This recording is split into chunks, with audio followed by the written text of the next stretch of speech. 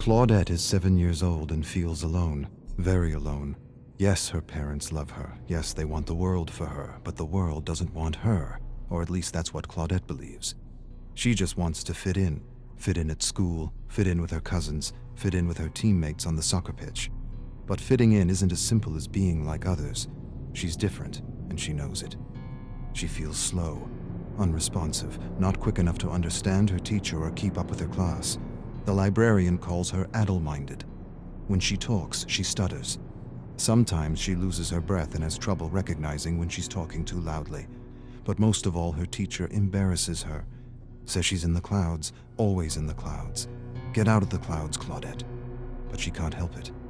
She's exploring massive gardens and colorful bugs on strange new worlds. Claudette feels things more than others, much more. Like the shame of not being invited to any birthday parties. Not one party.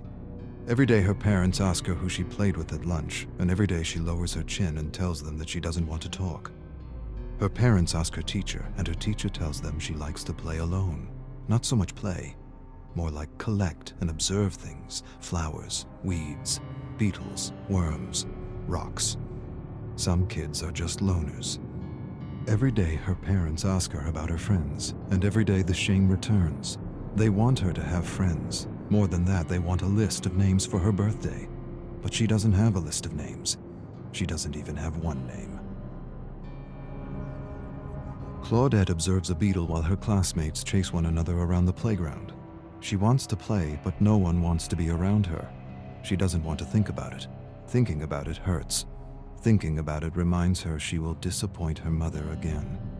Her mother just wants her to have a friend, but making a friend isn't easy. Not for Claudette. And she wishes more than anything that it was as easy for her as it was for others. She wishes she had a friend to make her parents worry less. Maybe they would even be proud. Maybe she should give up her passion for bugs and flowers. Maybe that would help. Maybe then she would be like other kids. But the need to explore and collect is strong. It is not beyond her. It is her.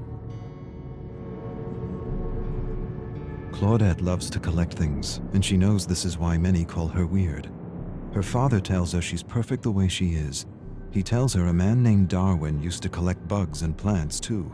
He had a big imagination like her. He often mused on ideas and theories, and boy did he come up with a whopper of a theory. He explains the theory, and she understands. Her father has a way of taking complicated ideas and making them easy to understand. Darwin. Claudette likes the name. She smiles, stares at her favorite blue and green beetle, and names him Darwin. Claudette's mom is crying. She's upset because Claudette is having trouble in school. Her grades are lower than they've ever been. She doesn't understand what she's doing wrong as a parent. Her dad says she's doing nothing wrong. He says Claudette's wired differently, and that's okay. Her mom doesn't want her to collect plants and bugs anymore. Her dad says that's the best part of her, and he doesn't need a child who fits some bell curve. More than this, he defends her. He tells her mother that the greatest treasures gifted to the world were from those who didn't conform, who weren't normal, who didn't fit some outdated bell curve. Tolstoy, Tesla, Einstein, Shakespeare. Her mother doesn't care. A sudden cry escapes her lips. I don't want her to repeat the year. Claudette hides under the covers pretending to be asleep, pretending she can't hear the yelling. Her mother wants her to get special help, but her father doesn't want to alienate her. He's right. Claudette doesn't want the other kids to know she needs special help. They'll laugh at her. She'll figure things out. She promises she will. Her new substitute teacher, Mrs. Cahill, is helping her. A lot more than the other teacher who always said she was in the clouds. Her father says stress is the worst thing for a child's developing brain. Leave her be. Let her grow at her own pace. Stress shrinks the brain, destroys confidence, kills creativity. He doesn't want her studying at lunchtime. Lunchtime is for real growth, authentic growth. Growth unhindered by the pressure of tests and the fear of making mistakes. Claudette's mother is happy because her grades are improving. A single teacher can make a difference, can make all the difference, especially this teacher. Mrs. Cahill. Other kids call her strange and weird, but Mrs. Cahill isn't weird. She just gets it. She understands because she had a tough time learning when she was a student. This is why she makes an extra effort to help Claudette.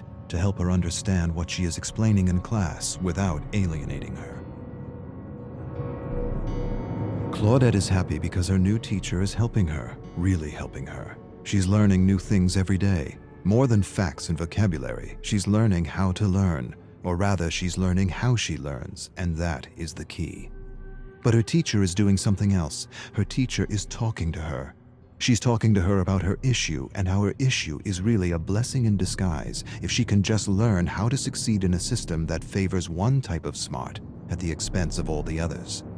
A system that frowns on taking chances or making mistakes, when making mistakes and taking chances is what is needed for learning, for true learning. Her teacher tells her that she has passion, and passion is everything.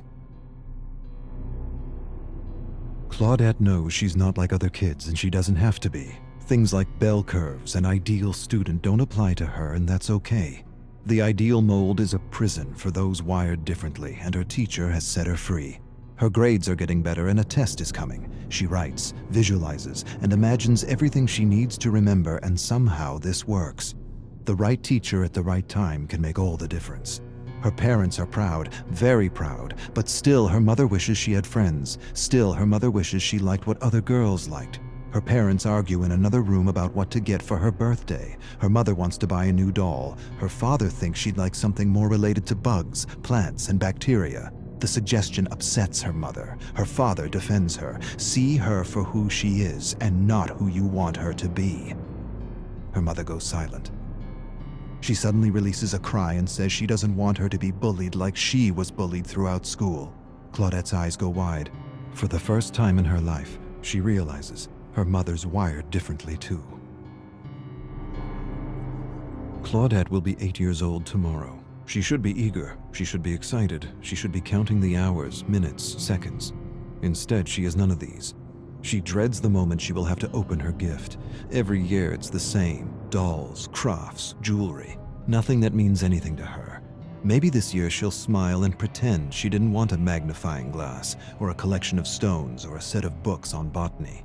Maybe, to make things easier, she'll pretend. Maybe that'll make her mother less scared for her. Seeing her happy about her grades felt good. Real good.